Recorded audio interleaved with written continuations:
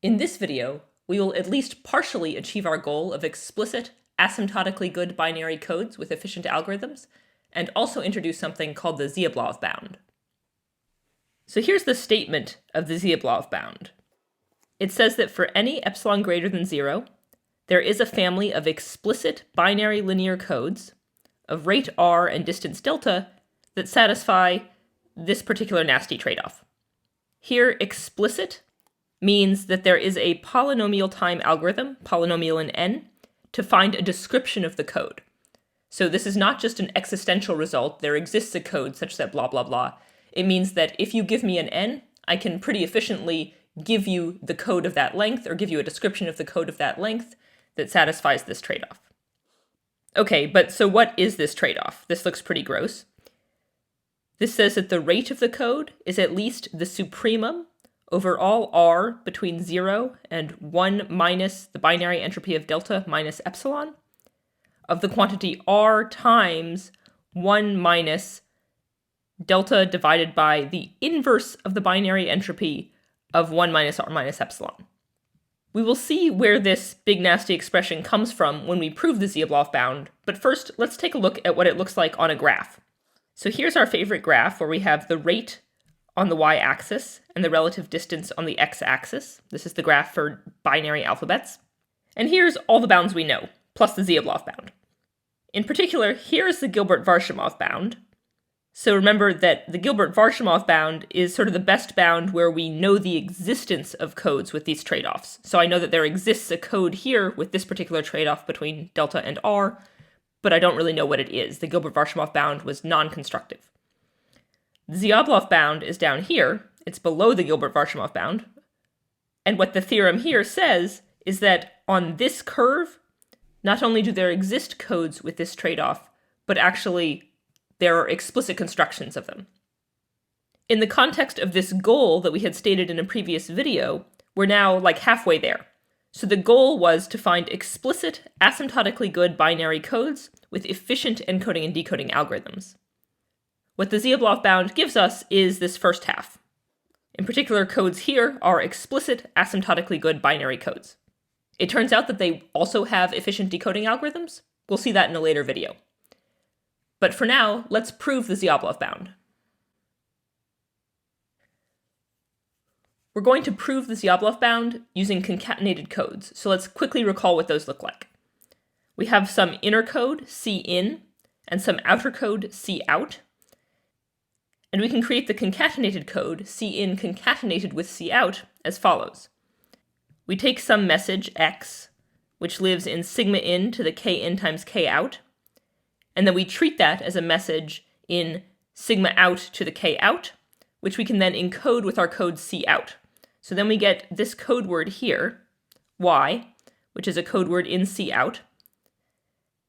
And now what we're going to do is we're going to use the inner code to re-encode each symbol of this code word. So for this symbol here, for example, it lives in the big alphabet sigma out, and we're going to treat that as a vector over the small alphabet sigma in. And then we're going to encode that little vector with the inner code cin to create some slightly longer vector still over the alphabet sigma in. We're going to do that for all the symbols and stack them next to each other. And that's going to give us our final code word c, which lives in the concatenated code. For the Zeoblav bound, we're going to take our inner code and our outer code as follows. Our outer code is going to be a Reed-Solomon code with rate r out, distance delta out, which is equal to 1 minus r out, because Reed-Solomon codes achieve the singleton bound, and that's what this says. Our inner code is going to be a binary linear code that lives on the Gilbert-Varsimov bound. That is, it has rate little r, which is greater than or equal to 1 minus the binary entropy of delta in times epsilon, and it has distance delta in. We still need to say how we're going to get this. We'll come back to that in a moment. So now let's take a look at what this theorem that we're trying to prove says. I've just copied the Zeoblav bound down here. So there's a bunch of desiderata that we need to establish. The first is the rate-distance trade-off. That is this nasty expression. The second is that we want binary codes that are also linear. And finally, we want them to be explicit. So let's check all of these one at a time. First, the rate-distance trade-off. Okay, so our code C which is the concatenation of C in and C out, has the following parameters.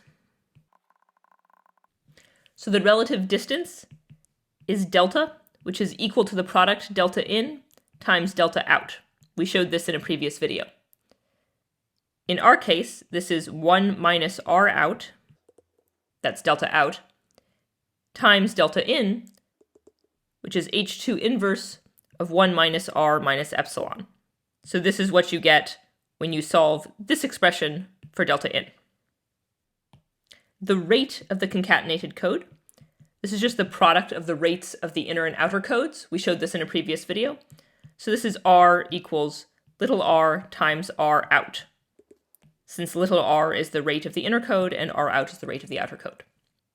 But this is equal to little r times 1 minus delta divided by the binary entropy inverse of 1 minus R minus epsilon. And that's just what you get when you solve this equation here for R out. So now we see where this nasty expression comes from in this theorem. So far, the rate little r could have been anything. So let's just pick the rate little r to maximize this, to get the best possible trade-off between rate and distance. And that gives us the supremum in the theorem. Okay, so that establishes the rate-distance trade-off from the theorem. So let's put a check there. How about these other things? So this code is certainly binary by construction, so let's put a check. Is it linear? It turns out that it is, at least when the Reed-Solomon code is over a field of size that is a power of 2. I'm going to leave that as a fun exercise for the viewer. All that's left now is this thing about explicitness. The reason why this isn't obvious is because while C out is completely explicit, it's very easy to describe a Reed-Solomon code, C in does not seem very explicit, right? The GV bound is non-constructive. How are we going to come up with this thing? So I'm going to erase this stuff here, and then we're going to talk about explicitness. Okay, so for our purposes right now, what we mean by explicit is we just want an efficient algorithm that will give us a description of the code. So for that, it suffices to come up with an efficient algorithm, efficient meaning polynomial in n, that will give us a description of this thing, C in. Because once we have a description of C in, the rest of the sort of concatenated code setup is all pretty explicit. So let's say that the evaluation points of C out, our Reed-Solomon code, are all of FQ star. And let's also say that Q is equal to 2 to the K in, where K in is the dimension of this inner code. Notice that this implies that K in is equal to log Q, and also that N out is equal to Q minus 1. Okay, so with these parameter settings, let's write down an algorithm to produce C in, or at least to produce a description of C in. Okay, so here's the algorithm. We're just going to do brute force search. That is, let's search over all possible linear codes with this rate over F2. And when I say search over all linear codes, I mean search over all of the generator matrices. How many are there of these things to search over? Well, there are 2 to the K in times N in such generator matrices. And since N in is by definition K in divided by little r, since the inner code has rate r, this is equal to 2 to the K in squared divided by little r. And since we said that K in was equal to log Q, this is equal to 2 to the log squared Q divided by r. So we need to search over roughly this many generator matrices. And then we need to check to see if they have big enough distance.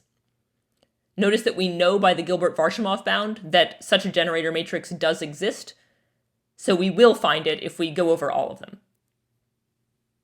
Okay, so is this number big or small in terms of n? Let's do a computation to find out. So Q is equal to n out plus 1, because we said so.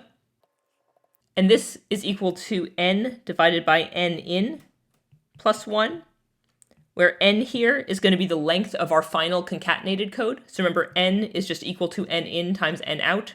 So that's why I can replace n out with this quotient here. And this is equal to Rn divided by K_in plus 1. Again, using the fact that the inner code has rate little r. And this here means that n is approximately q log q divided by r. Solving for n here, and using the fact that K_in is log q. That means that log squared q is about log squared n, if we assume that r is a constant. I'm being a little bit fast and loose with the squiggly squigglies, because it doesn't really matter so much for reasons we'll see in a moment. Okay, so log squared q is about log squared n. So let's record that up here. So that tells us that the number of things we need to exhaust over is about 2 to the big O of log squared n. This implies that the total time for this algorithm, in terms of n, the final block length of the concatenated code, is roughly this, which can also be written as n to the big O log n. Well, that's not quite what we wanted.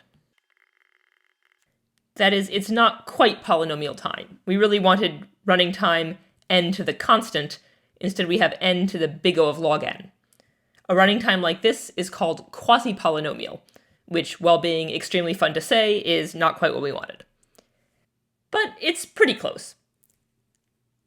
It turns out you can do a little bit better than this pretty naive algorithm of search over all of the codes. Perhaps it's not surprising that you could do better. And in fact, we can make this almost polynomial runtime. We can get that down to polynomial. I'm going to skip that in the video, but check out the lecture notes for pointers to see how to get it. For now, though, let's put kind of an approximate check here. So we didn't really show it, but we showed at least a quasi-polynomial time algorithm, and if you trust me, there really is a polynomial time one, which you can get by doing a slightly smarter search than this thing. Okay, so up to this kind of squiggle and the fact that I left this for you to check, we've now accomplished the first part of our goal. We've proved this theorem, which establishes the existence of explicit, asymptotically good binary codes. Awesome. As an aside, you might be a bit concerned about this definition of quote-unquote explicit. Even if there's a polynomial time algorithm to tell me what a code is, this is way less explicit than, say, Reed-Solomon codes. I need to run an algorithm to find out what the definition is instead of just being able to write the definition on a slide or something. It turns out that one can get much more explicit constructions of asymptotically good binary codes by picking the inner codes in this concatenated code construction carefully. Once again, you can check out the lecture notes for more on that if you're curious. However, for now, we're going to move on. In the next video, we'll talk about an algorithm for efficiently decoding concatenated codes. And that will lead us to the complete fulfillment of our goal.